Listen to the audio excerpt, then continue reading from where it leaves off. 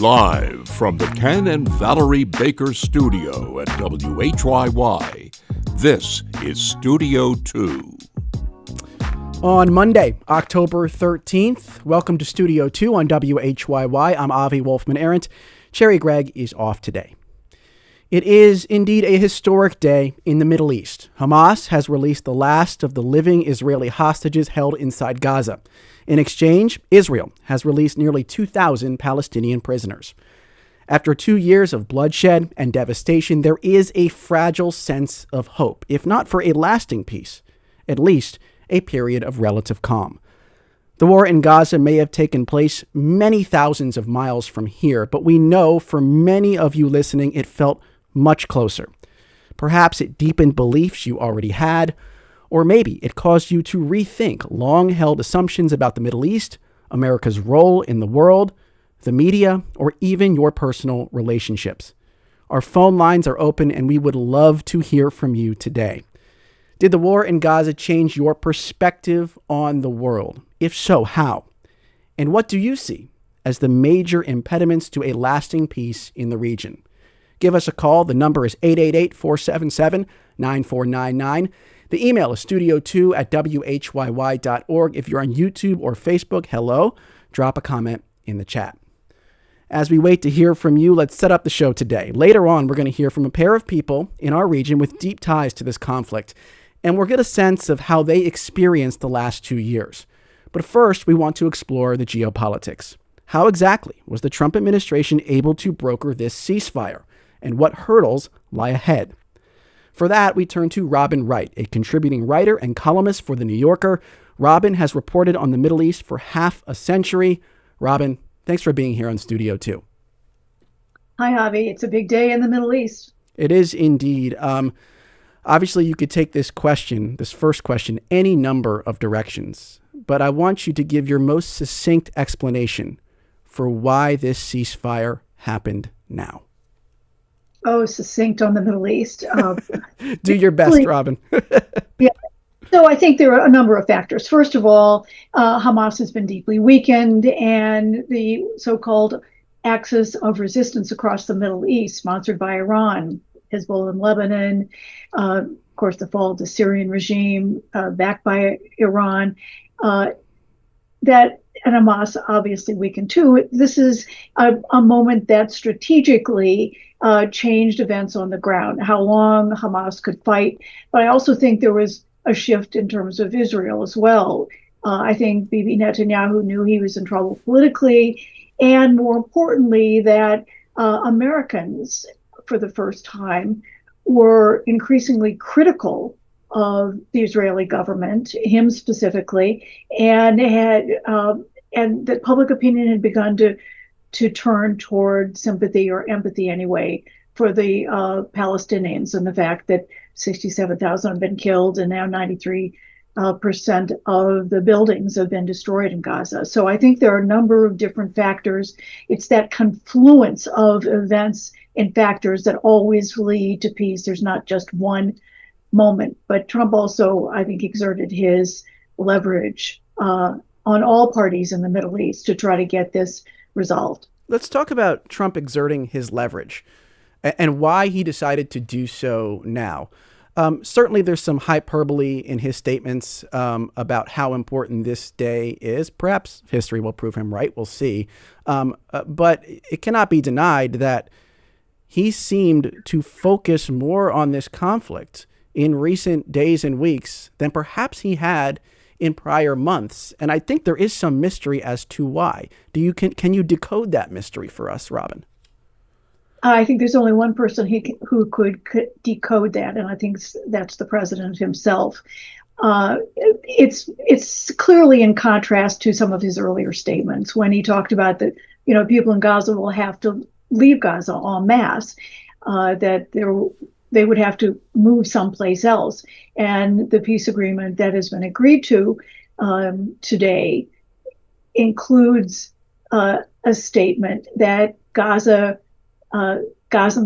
are encouraged to stay, that Hamas members can stay if they disarm and they pledge not to attack Israel, So there is a change, I think, both in the president's thinking and the terms that Steve Witkoff, the U.S. Special Envoy, and Jared Kushner, his son-in-law and advisor, were offering to players in the region that seemed more feasible than some of the earlier ideas this year. Kushner gave an interesting interview to the New York Times, and I'm paraphrasing here, but what he essentially said is that he and Witkoff are true deal makers and that they were able to get everyone around the table in a way that diplomats and academics cannot, that there's something sort of inherent about deal making that they possess that the folks who've worked on this conflict in the past do not. Again, I'm paraphrasing here, but I'm curious if you lend any credence to what Kushner is saying there. Well, the Trump administration is clearly transactional when it comes to its foreign policy. Historically, American diplomats, at least since the U.S. became a superpower after World War II, would methodically think through the various options, whether it's for, some kind of broader foreign policy or was to end a war, and would think through the specific steps. The one thing that is obvious about this plan is that it deals with the kind of headline issue, and that was the Israeli hostages who'd been held now for 738 days, and the destruction in the Palestinian territories. The hostages have been released, but this is where the details of the agreement start getting fuzzier. Mm-hmm. And one of the great lines is, what could go wrong now? And the answer is everything. Because the details are so undecided and the process is likely not just to take days or weeks or months, but potentially years. Before we get into those potential trip-up points, I want to ask you how you feel adherence to the agreement has gone so far. These are early, tense, fragile days, but they're still very, very important days. Has the adherence to the plan so far surprised you in any way, whether that's fallen short of your expectations or exceeded your expectations? No, I think that I'm struck, I think everyone's struck, that this initial phase went extremely well. It's the first 72 hours from the moment of a ceasefire, and the Israelis began to withdraw a bit. And the release of the 20 living hostages, with the remains scheduled to be released by Thursday. So this first phase has gone extremely well. I think everyone was surprised those who know the Middle East have been surprised by how fast this has been pulled together in the end game. But again, this is so much focused on phase one with no details about the economic, military, or political steps in the quagmire potentially that lies ahead. I want to read a comment from one of our listeners who chooses to remain anonymous, but it's a really interesting comment. This person says, the media is in a celebratory mood, but has jumped the gun.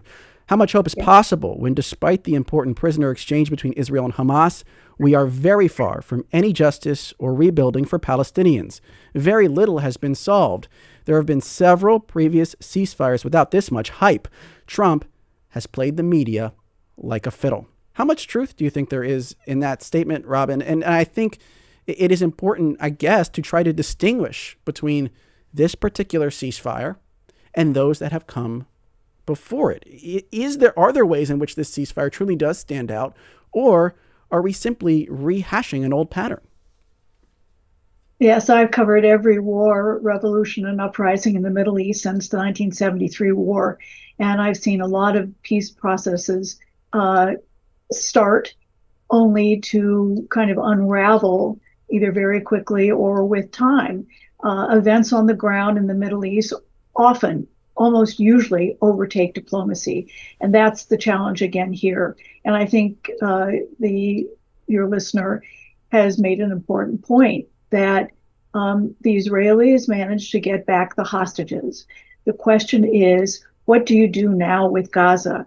The idea of this board of peace ruling over Gaza, the idea of disarming Hamas completely, the idea of finding a new government that will be embraced by all or the majority of Palestinians, the idea of stabilizing Gaza given the destruction, and how does that play out?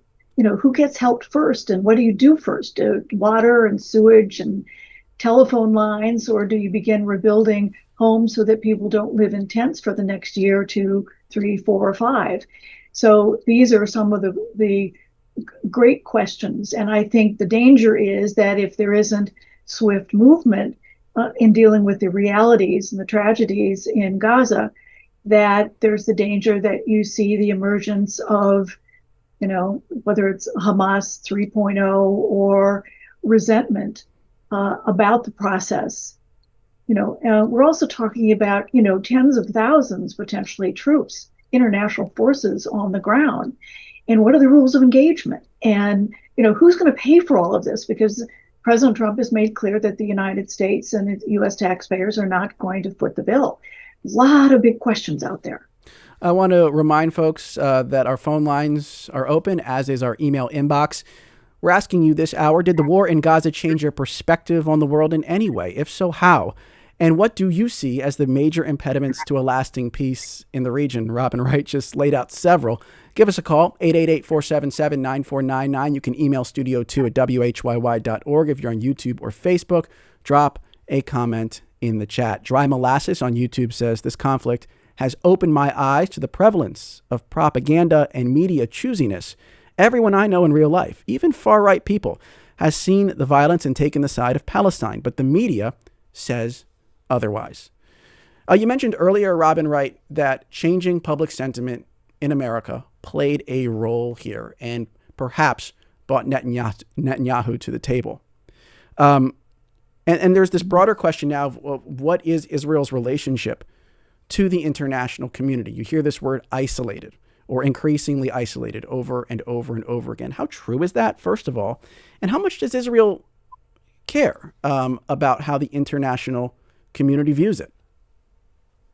Well, I'll tell you one striking image. I was at the United Nations last month for the opening of the General Assembly when Bibi Netanyahu, the Prime Minister of Israel, gave his speech. And what was stunning was the number of delegations in this cavernous assembly hall that walked out in protest over Gaza. And put that next to the kind of meeting that's being held in Sharm el-Sheikh today between President Trump and heads of state from dozens of countries trying to back the Gaza peace plan and, talk about how to normalize a transition politically, economically, and military across the Middle East. So we've seen a stunning reversal. Now, what will be interesting is, because of Israeli politics, how this plays out at home and therefore influences what happens in terms of Israel's image around the world.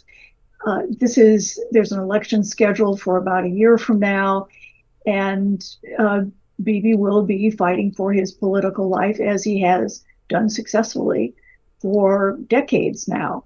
And if, there are always those criminal charges that loom over his shoulder if he should lose. So, there's a lot at stake here in so many ways.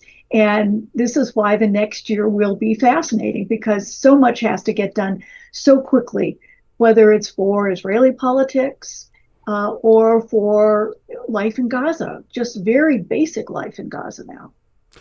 Brian comments, Trump is obsessed with putting himself front and center of attention. He's recently become obsessed with the belief that he deserves the Nobel Peace Prize, something that he and his administration have mentioned several times. It brings me to this question, Robin Wright. And by the way, keep those calls and comments coming, 888-477-9499, email studio2 at WHYY.org. It brings me to this question.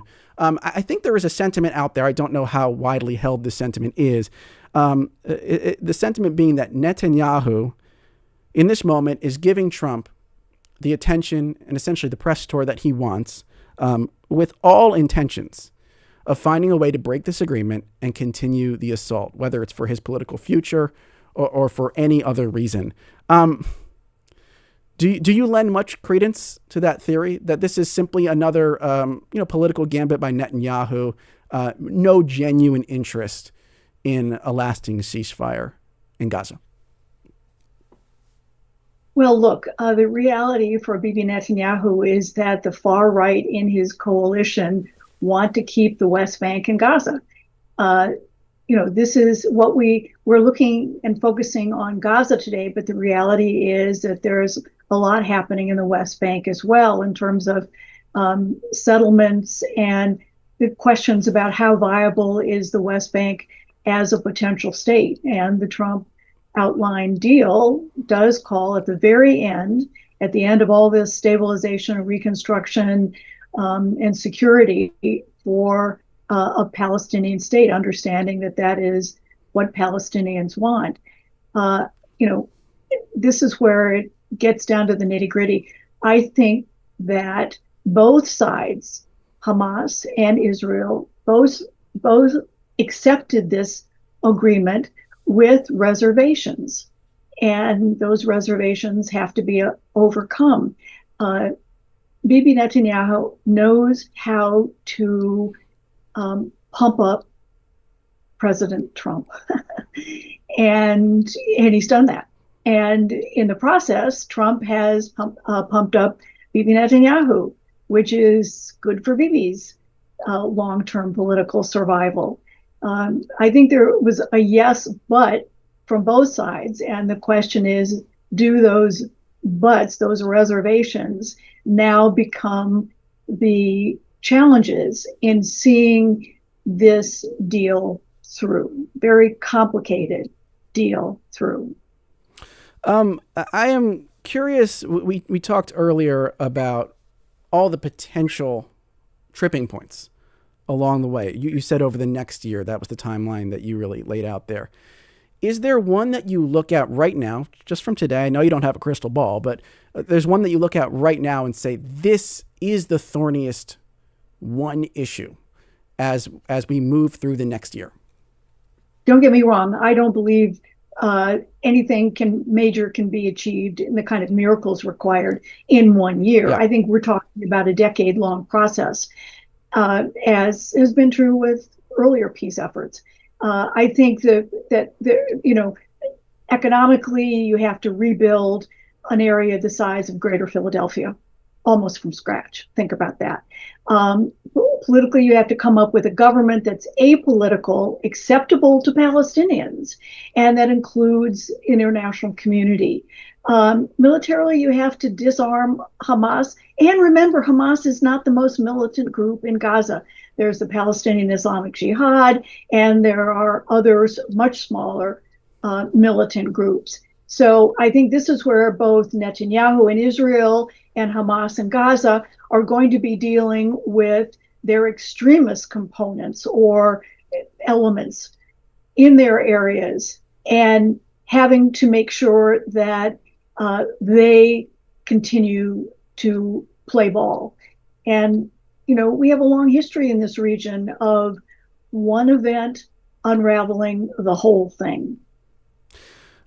We also mentioned earlier U.S. public opinion, which you believe played a role in bringing Israel and Netanyahu to the table. I think one of the big open questions, and we're going to transition later in the show to some more local perspectives. I think one of the big open questions is how much has American sentiment shifted, and how permanent is that shift? I'm curious for your sort of quick and dirty perspective on that. American public opinion being consistent. I'm not there. Yeah. I've seen too much, American public opinion changing, sometimes in dramatic ways. This is a moment where I think those who were critical of Bibi will say, he agreed to end the war. And so some public opinion may change. I mean, I have American Jewish friends who were very critical of Netanyahu because of the destruction or the scope of death in Gaza. And I think it will be very interesting how this plays out. But again, it's a question of keeping everybody on board. And the problem, I think, is President Trump has a limited attention span. He's got his own government that's in the midst of a shutdown. He's promised he's going to end the war in Ukraine and Russia. He talked about that today, and that's his next big effort. And he also threw out, bringing the Iranians on board. There's just an awful lot that has to be done. And American public opinion, also has a pretty short attention span. And so the question is momentum. And it will, really generating the commitment long term to this for all the players involved is going to be the first challenge. Well, thank you for walking us through some of those challenges today. Robin Wright, contributing writer and columnist for The New Yorker, has been covering this region for half a century. Robin, thank you so much for your time today on Studio 2. Sure, Avi. Great to be with you. Let me give out the email address again, studio2@whyy.org. We're asking you, did the war in Gaza change your perspective on the world? If so, how? What do you see as the major impediments to a lasting peace in the region? We'll answer those questions and much more on the other side of this break. You're listening to Studio 2 on WHYY. Don't go anywhere.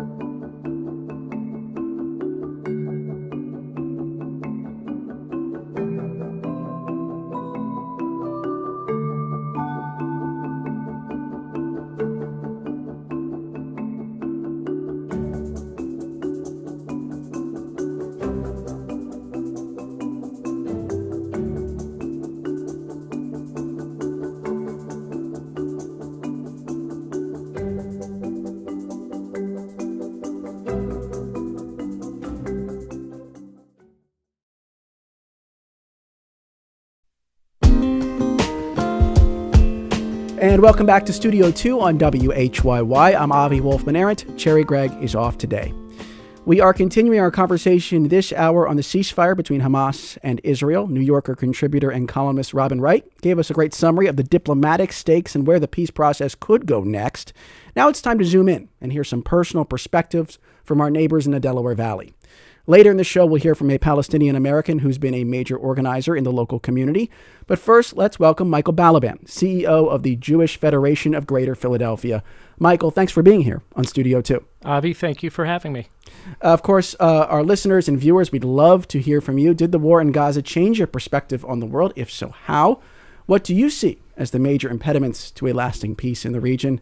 The email address is studio2@whyy.org. If you're on YouTube or Facebook, drop a comment in the chat. Lots of comments, of course, many of them very strong. Lacey says, stop calling it war when the UN has already declared that Israel has been committing genocide against the Palestinian people. Say genocide. States don't have a right to exist. People do. I'll note that the United Nations Commission of Inquiry says Israel has committed genocide against Palestinians in Gaza. I think that's what the commenter is referring to. Ivana on Facebook says the devastation and suffering of Palestinians in Gaza is profoundly distressing, both to me as an American and as a person of faith. At the same time, the horrific plight of the Israeli hostages and their families is absolutely agonizing. I am convinced that peace between Israel and Palestine is essential.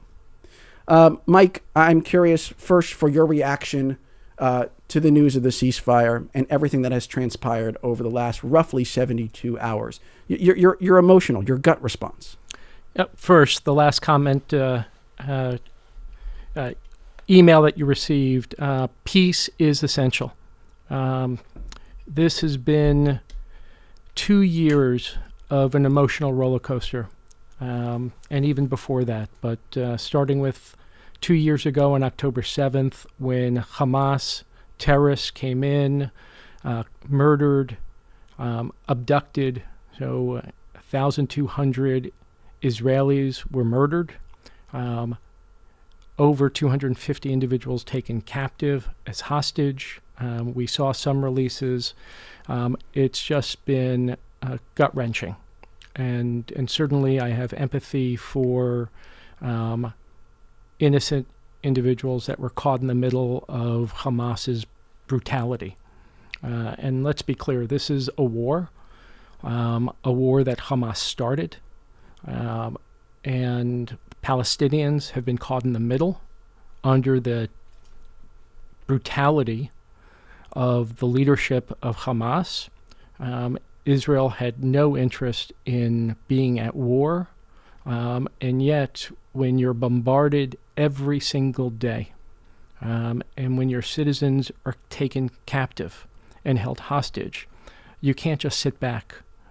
You can't sit in fear. You have to respond.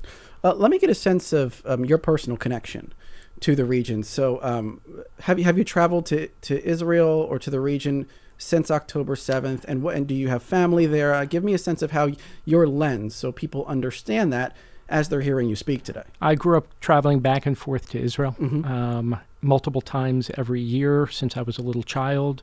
I am a dual citizen. I am back and forth in Israel easily 5 or 6 times a year. I head back to Israel on the 26th. I play a role both here in the States as a volunteer firefighter. I am also part of a IDF dispatch as a firefighter in Israel. So when Hezbollah rockets were being fired from the north into civilian communities there, I was dispatched with U.S. firefighters to help fight those fires. What do you think you see from that perspective that some of your neighbors here in Philadelphia do not see? One, there's what you see on the news, Sure. which is very binary versus, as a firefighter in Israel, we respond to Arab villages. We respond to, we don't ask the question, who are you? What's your background? When we go to aid someone from a fire or from an emergency, we're there to help people. And the level of coexistence on the ground in Israel is tremendous. And one of the reasons why October 7th was so gut-wrenching, if you look at the communities that surround Gaza, most of the individuals were working to forge peace. There are numerous accounts of families in Be'eri or Nir Oz, communities that right up against the border fence, that in any given day we're working to shuttle Palestinians to medical services in Israel, cancer treatments, everyday individuals looking to have a dream of a better future. And then Hamas attacked. And this war broke out, and we had to defend our borders. But everyone I know in Israel, so we want a brighter future for the entire region, for all the individuals. Jessica comments, the last few years opened my eyes to just how Jew hatred spreads. I don't mean anti-Israel. I mean sentiments that genuinely cross the line seen as acceptable, from calling October 7th justified to the ignoring of the murder of a peace protester in Colorado. It also showed me how little anyone in the West knows about the history of the region and how willing they are to follow TikTok influencers to form their own views. How have you seen anti-Semitism here in this region since October 7th? Are you alarmed at all? And where do you see that conversation going now? I'm deeply alarmed. It's grown by over 400%. the level of incidents that have taken place, and they go beyond playground bullying to violent attacks. Here in our own state, the governor's mansion was, Molotov cocktail thrown in. We've seen attacks across the country targeting Jews for being Jewish. That's not a political statement that individuals are making. It's anti-Semitism. If you don't like the Israeli government, okay. But to attack someone who runs a kosher restaurant or a non-kosher restaurant, just is owned by someone Jewish, that goes beyond politics. That's anti-Semitism. So, do you think that the Jewish community here in this region is increasingly divided on how people view Israel and this particular conflict? I'm looking at some recent poll results from the Washington Post. Most American Jews say Israel has committed war crimes against Palestinians. 4 in 10 say Israel has committed genocide. Do you acknowledge that a deep rift forming within the Jewish community? Well, I'll say today the majority of the Jewish community is united in our relief that the hostages are back. We are really celebrating that hopefully we can move towards a new phase of peace in the Middle East. But yes, the world is divided. I'm stunned. So the answer is yes. You believe that there is a growing disagreement among Jews. Yeah, some of it is politics, Mm-hmm. and so whether you like Bibi Netanyahu or don't like Bibi Netanyahu, to me that's fine. Feel free. But this Israel exists, and the world has to stop questioning the existence of Israel. It exists, it continues to thrive, and it will thrive. And in 1948, there was the opportunity for a two-state solution. Right then and there, the Arab nations rejected that. And time again, Palestinians have rejected the opportunity for peace. In 2005, when Gaza was turned over to the Palestinians, and I had visited Gaza before as a child, as a young adult. It was a thriving economic center that could have continued to be a thriving place for a future for Palestinians, and yet they elected Hamas into leadership and then became pawns of these terrorists who used them as shields and continued to attack time and time again Israeli civilians. Of course, there's the other perspective here. Many feel that Israel has shifted rightward and is now at the mercy of right-wing extremists who would like to occupy the West Bank, Gaza, and nothing more than to displace the people there. Do you not believe that that's part of the situation on the ground as well? I don't think it's an excuse for what took place on October 7th. I do think that the world has succumbed to a level of extremism. On both sides. On both sides. And we look at it across the globe, whether we want to look at it in the United States, whether we want to look at it in Europe, and Israel has followed suit. You've got some extreme elements in their government, and you've got a whole other audience looking to turn a different way. You know, I'm an Israeli citizen. I look forward to the opportunity to vote there. I also respect the fact that it's a sovereign nation and democracy. I wanted to read this quote because it's from someone in our region. It's from that same Washington Post survey I brought up earlier. This is a quote from Bob Haas, 71 years old, business consultant living in Devon, Pennsylvania. When things get tough, the first suspects and therefore the first victims are Jews. So I think the existence of Israel is important to the Jewish people. But the way the Netanyahu government has conducted itself does nothing to safeguard Jews in Israel or around the world. One thing I observe sometimes, and you'll tell me if my observations are off base, that increasingly American Jews do not see Israel and the sort of American involvement in Israel as part of their own self-preservation and protection as part of the Jewish diaspora. They feel some sort of alienation from that cause and from that nation-building project. Do you think I'm way off base there? I think that's a little bit of what Bob is expressing in that quote. So I don't buy the narrative. I'm a person that leans in as opposed to distance myself. I think American Jews, many got way too comfortable here. Anti-Semitism didn't go away. It just went underground for a while. And as we've seen anti-Semitism across the centuries, it morphs like a virus. So first we were hated because of our religion. We were then hated because of our race. And now we're being hated because... So you're saying American Jews feel too comfortable, and that is why they are more apt to question Israel's actions? I think there's some of that, yes. And that is because they have not experienced a level of threat or anti-Semitism in their day-to-day life? Why would that be? I think that they haven't experienced Israel. Again, so much of what we are seeing and people are experiencing around the Middle East is from snippets in the news. All right. I would say go visit Israel. Go visit the Middle East. Spend some time there. See the multiculturalism of that country. The largest celebration of LGBTQ celebrations take place in Israel.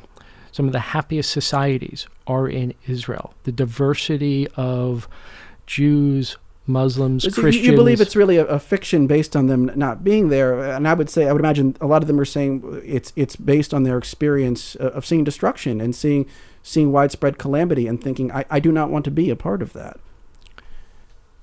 I think we're seeing only a slice of the narrative. The same thing can be said in Philadelphia about certain neighborhoods. Oh, I don't want to go into Kensington or this because it's crime, crime, crime. Yet, most of us who go into those communities, are finding a resurgence of restaurants and life, not just what's being shown on the news. And you have to peel away from that narrative, which has been incredibly one-sided and disruptive. That's Michael, especially the UN. I want to thank Michael Balaban, CEO of the Jewish Federation of Greater Philadelphia, for having this conversation with us today. Really appreciate your time today on the show. Michael. Thank you, Avi. A lot of comments are piling up. I will get to some of them soon.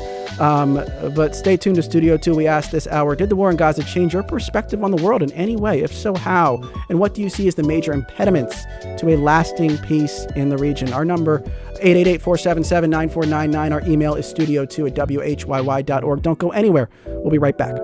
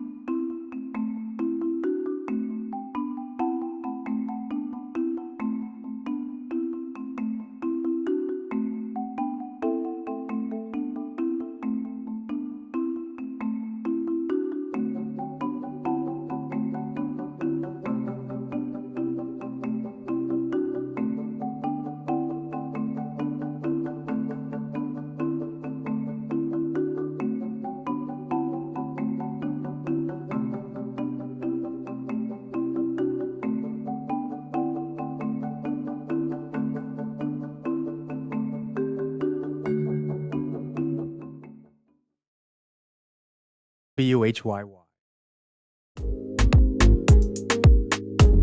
And welcome back to Studio 2 on WHYY. I'm Avi Wolfman-Arent. Cherry Gregg is off today. Our next guest was born in the West Bank and moved here to Philadelphia at age 4. She has since become a leader in the local Palestinian community, helping to establish Philadelphia's annual Palestine Day 4 years ago. Like our last guest, she makes frequent trips to the region and joins us now to talk about her perspective on the last 2 years. Jude Hussein, welcome to Studio 2. Thank you so much for having me, Avi. And our question for our listeners, did the war in Gaza change your perspective on the world at all? If so, how? And what do you see as the major impediments to a lasting peace in the region? Email studio2@WHYY.org. Ruth says, it's bothered me that the 20 points, or whatever they call it, talking about this ceasefire plan, was drawn up by only folks who have designs on Gaza, which I suspect they will pursue after the hostage situation is completely settled. Hamas was not part of the negotiations, nor were the people of Gaza. Brian says, the biggest impediment for a lasting peace in the Middle East is the current Israeli government and its far-right coalition. As long as they openly show disdain for the Palestinians, on the other side, the Palestinians need to get their act together in forming a governing body, maybe with international guidance that is not militant-based. Those are perspectives from Ruth and Brian. Jude, I first wanted just to you to explain to folks your connection to the West Bank. I mentioned that you were born there, but you do go back frequently, right? And this has been a sort of your ties there are deep, and I imagine you have been there fairly recently, right? Yes, absolutely. I just got back about 6 weeks ago. My grandmother is 110 years old. Wow. And so both of my parents are Palestinian. Our roots date back generations and generations. And so going back is really critical for me because, I mean, we can date ourselves back quite before 1948. And so my grandmother is older than the state. So it kind of is a token for me for sure. Give us a sense of what life is like in the West Bank. We don't talk as much about that as we do Gaza, understandably so, but there have been, I understand, some major changes on the ground. So as someone who's been there recently and who had visited before fall 2023, what do you see as the major changes? So it's really important to have a foundation of what life is like in the West Bank. There is no Hamas in the West Bank, but the Israeli Defense Forces are very, very present. There's over 500 checkpoints in the West Bank. And so think about it from leaving your house in North Philly to getting City Hall, what it's like to stop at least, a dozen times and give, your driver's license, where are you going, those kinds of questions. And as I was there very recently, even though I held a U.S. passport, my U.S. passport was thrown on the ground. I was strip searched. I had like an AK pointed to my temple and said, don't overextend your stay here. And so that's what were the circumstances of that, if I may ask? Of course. Yes. It was at a checkpoint between getting to Jerusalem and then leaving Ramallah. And so that's a major city in which I was born. And so this is real life that happens to everyday Palestinians and Palestinian Americans too. And so I like to say I'm Palestinian and American. I don't have to pick between either, and I'm proud to be both. And so, but would that have happened, you imagine, before? Had that happened to you before, that very intense interrogation that you described? Or is that something that you feel has become more present in the last 2 years? Absolutely. I think it's happened before, but the intensity has escalated. There's roads for Palestinians and roads for Israelis. And so they even color code the license plates. And I think after October 7th, in which we've seen a higher and a much larger presence of Israeli forces, if you can even imagine that, with over 500 checkpoints in the West Bank. But yes, the hostility is very much there, but it's always been there. Just if you can even escalate it, kind of max it out. I'm curious if you could go back to October 7th, 2023, and what you imagined would be the response of the Israeli government after that day, if you remember what you thought might happen and how that compares to the reality of what happened. Well, first I want to say, October 7th, right, we haven't even heard from the Israeli government about the Hannibal directive that they sent out very much that day, where they killed their own citizens. And so, I want to start out by condemning that. I would say to your question of what should the response have been? I mean, well, I'll say this, it shouldn't have been a genocide of over 70,000 Palestinians slaughtered. There shouldn't have been any citizens slaughtered, and we need to hold every single person accountable to that. And so that's my answer for you, Avi. But I guess I wanted to know if that is what you imagined would happen at the time. Was this predictable to you, or did the ferocity of Israel's assault genuinely surprise you? it was not predictable, but I don't think anybody could have even imagined a widespread slaughter and famine. I mean, I don't even think our imagination can grasp such cruelty and evil to even picture that this would happen. And so, no, I did not think that, a slow genocide to a rapid genocide in Gaza, which is Palestine, right? I think people like to separate Palestine and Gaza, but this is Palestine. This is Palestinian territory. And so, no, I don't think I could have ever imagined this. And every day we say, I don't think it could get worse, right? I don't think we can, you open up Instagram Live and you have an ongoing genocide where you're watching mothers and men collecting their children's limbs. I mean, you have the largest child amputees in Gaza in our history. And so we say, I don't think it could get worse. And suddenly, the very next day, it gets absolutely worse. And so, no, I do not think that this widespread and this scale of destruction was even possible. So given that, that even you did not fathom the possibility of what has occurred, how does it change the way you view America, American politics, the future of this region? These are big questions, right? And I know that you and I are just two people here sitting talking across a table, but there's millions of people reassessing in the wake of this, right? And I wonder how you reassess. Does it diminish your hope? Does it feel completely hopeless? Well, I'm Palestinian American, and you can never diminish my hope. We always hope for a better world and a better society. That's who we are at our very core. And so that's that first part.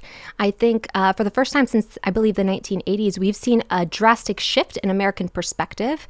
I think a lot of people like to say, Americans don't know too much about geopolitics. And that may be true, but I would like to think for the first time in our history, we're watching a genocide unfold. And people with this recent poll, the American mindset has shifted, and they see exactly what's happening. There's only so much you can lie to an American that has everything at their fingertips on their cell phone.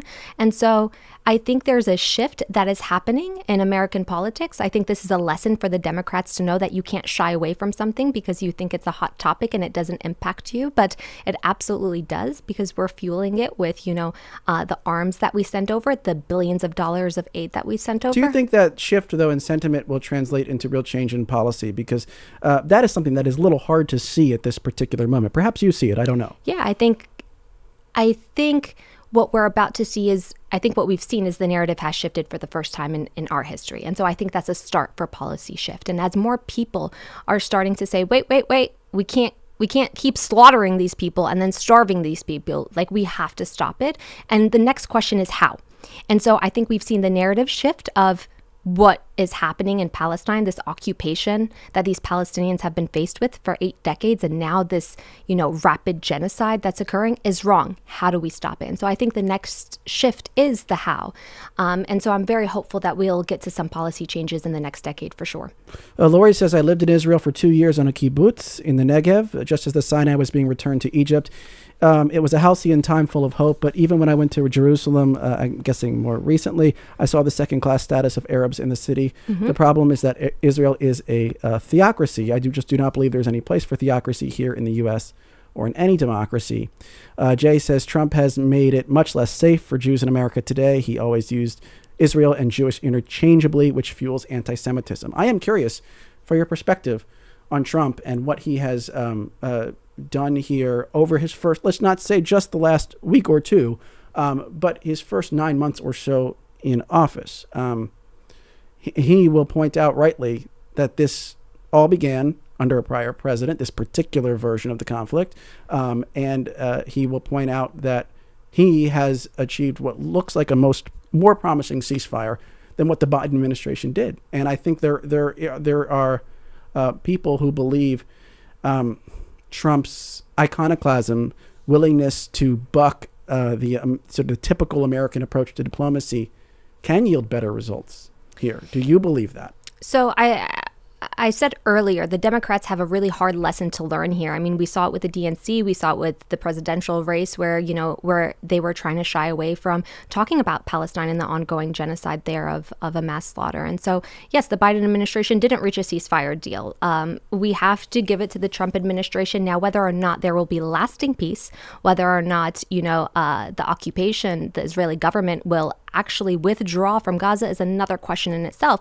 But the fact still stands that there is a ceasefire as it stands right now. Now, the logistics of that ceasefire we can talk about. But yes, I will say that Trump did make a ceasefire happen. We saw him in Egypt this morning. We saw him in Palestine this morning. And so the implementation of it is another conversation. You say lasting peace. What does that look like to you? What is lasting peace? Lasting peace is the occupation completely removing themselves from Palestinian territories and really the West Bank. I mean, there's no Hamas in the West Bank. Why the heck are there 500 checkpoints? Why? They would say, right, that's a security imperative for them, that they need to have eyes and ears on the ground in order to protect Israel. I take it you disagree with that. Oh, 100%. I mean, listen, when I fill out federal paperwork, I fill out Palestine occupied territories. It's not a surprise that the occupation has Palestinians, under apartheid. This is not my opinion. This is actual fact at hand. And so if everything is a security reason, if a genocide is security reason, if getting to this quote unquote peace deal is all about security, I mean, was it a genocide that got us to this peace deal? I mean, this is just, you cannot fool the American people anymore. I mean, you cannot fool someone that says, wow, like 2.3 million people. And we're talking about, this is what security is. I mean, we just have to find a new line to that. But do you believe lasting peace for you, for your family, looks like peaceful coexistence with a Jewish state? I will say that it's always been peaceful coexistence for generations and generations. We see that in towns like Nablus, where you have Orthodox Jewish homes that live side by side. And so that's always been the case for Palestinians time and time again. Occupation and apartheid does not, when I envision a Palestine, that's not what I envision as peaceful coexistence, no. As we leave here today, is there anything that gives you hope? Like when you try to channel that hope for some future world, can you get there? Can you channel that hope today? Absolutely. What gives me hope are the students that stand up and exercise their First Amendment.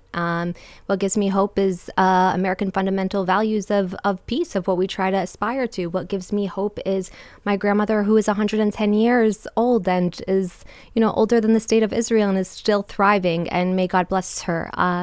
And so I think there's a lot of things that give me hope, and the basis of being Palestinian is hope and hospitality. And so I'm always hopeful for the future, for Palestine that is not under occupation and apartheid, and for an America that really upholds those values.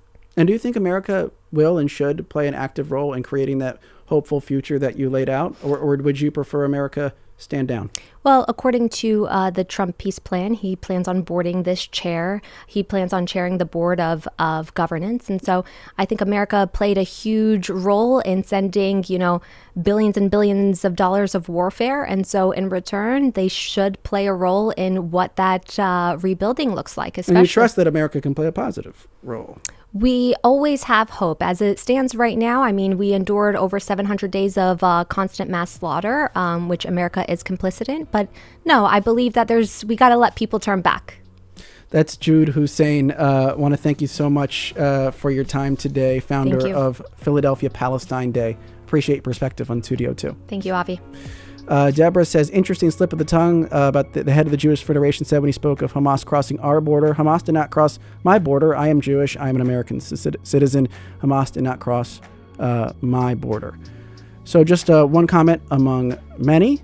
And want to thank everyone who participated today in our conversation. Studio 2 is produced by Debbie Builder and Andreas Copes. Mike Schiffler is our visual producer. Al Banks and Tina Calicay engineered today's show. Our executive producer is Kevin McCory. From Studio 2 at WHYY in Philadelphia, I'm Avi Wolfman-Arent. Thank you so much for joining us, and we will talk to you tomorrow.